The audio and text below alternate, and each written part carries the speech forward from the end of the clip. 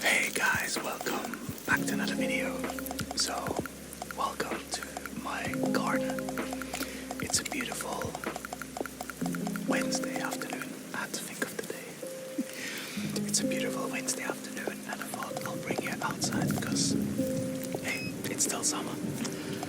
I've got kind of like BLT sandwich, so I've got bacon, lettuce, tomato, of course, egg, like an omelette, just basic omelette with a little bit of cream, some homemade mayo. I ran out of lettuce, so one of the sandwiches, this one, that's actually kale on one layer. Yeah, anyway, some salt and vinegar crisps, and what else? A beer. Anyway, I can't wait to eat. I'm super starving. Let's eat.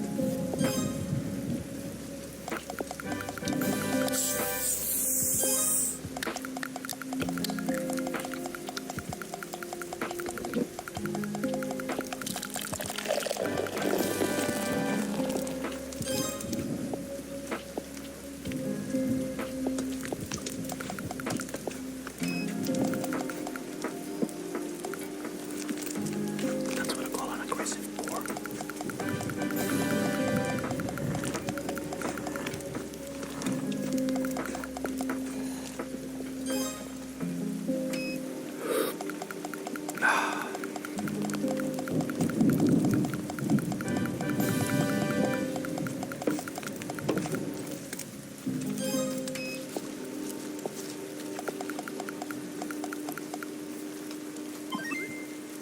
Well, the tomatoes also homegrown, but not wife.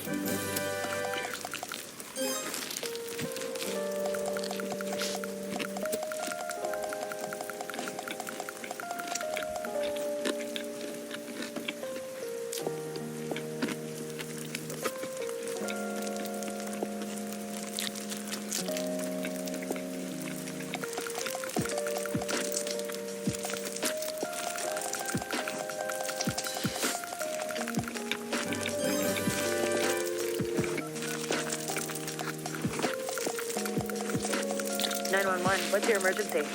There's a woman. There's a body. A woman's body, sir? She's here. But not all of her. Not all of her.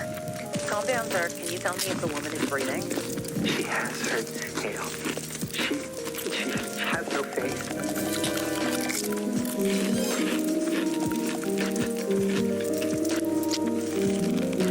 I'm Ingrid Mendoza, and you're in Killer Country. This week, we're diving into the bizarre death of Mirabel Diaz. Mirabel dreamed of becoming a Hollywood actress, but trapped in the small seaside town of Mystic Bay, Florida, her options were limited. She'd book an occasional used car commercial or a clown at a child's birthday party, but legitimate opportunities were few and far between.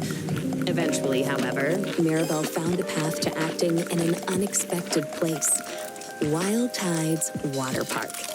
There, Mirabel donned a long silver tail and a shimmering tube top. 5 days a week, rain or shine, she'd swim in a massive glass tank, smiling at tourists and posing for pictures. At Wild Tides, Mirabel became Miss Mirabel, the magic mermaid of Mystic Bay. Then, on August 24th, 2012, everything changed. Hurricane Braden tore through Mystic Bay, destroying 65 homes, 34 Shake Shacks, and leaving at least one person missing: Mirabel Diaz. Frank Wild, the longtime owner of Wild Tides Water Park, was among the last to see her alive. She was a pretty redhead. Now, some say she had webbed feet. She never wanted to talk.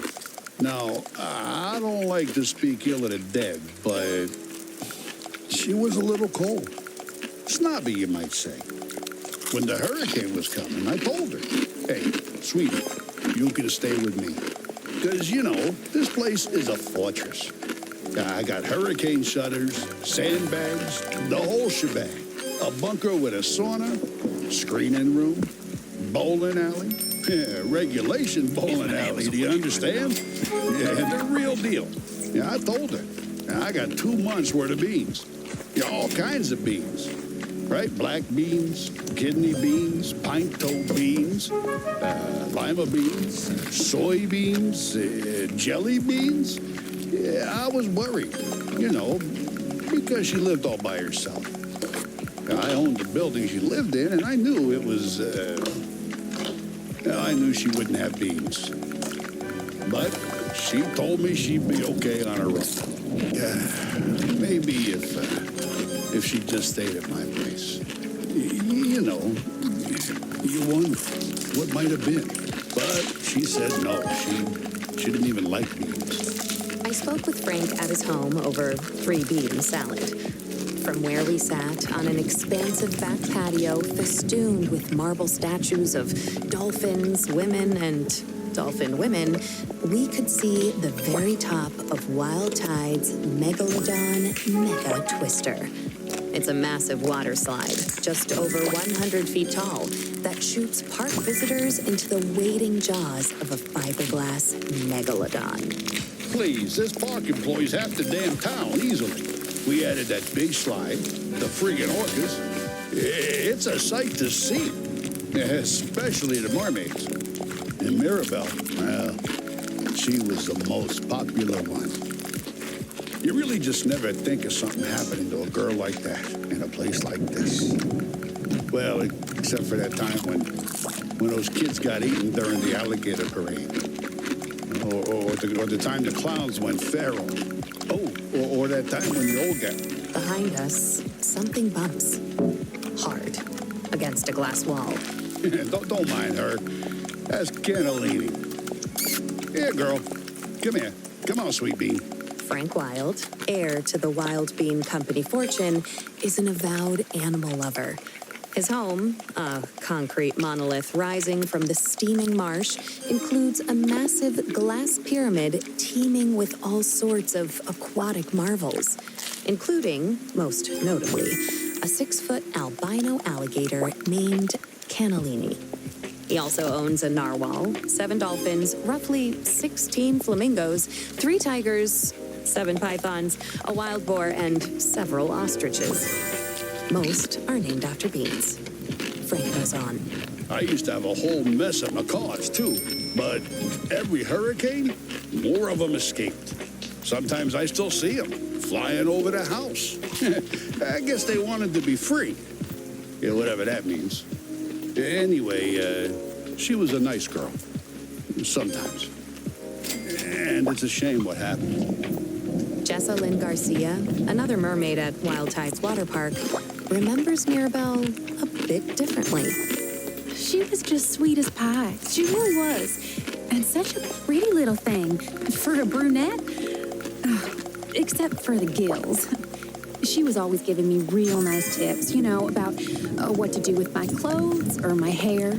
She'd come up to me while we'd be putting our tails on and say something like, "Oh, Jessalyn, you know, you would look so good as a blonde." Or, "Oh, Jessalyn, don't go to that Shake Shack on August 24th. I had a vision." And, you know, she was always the second runner-up at pageants. Almost Miss Key Lime Pie. Almost the Orange Blossom Queen. Almost Ambassador to Kazakhstan. You know, people don't realize it, but it takes a lot of character to keep showing up after losing out over and over and over and over and over and over again. I'm proud of my titles. Always will be. I don't take the honor of being the Orange Blossom Queen 6 straight years in a row lightly, but, you know, I admired Mirabelle, too. And she had a good heart. She'd volunteer all the time. She'd perform for the little old people down at the senior center, sing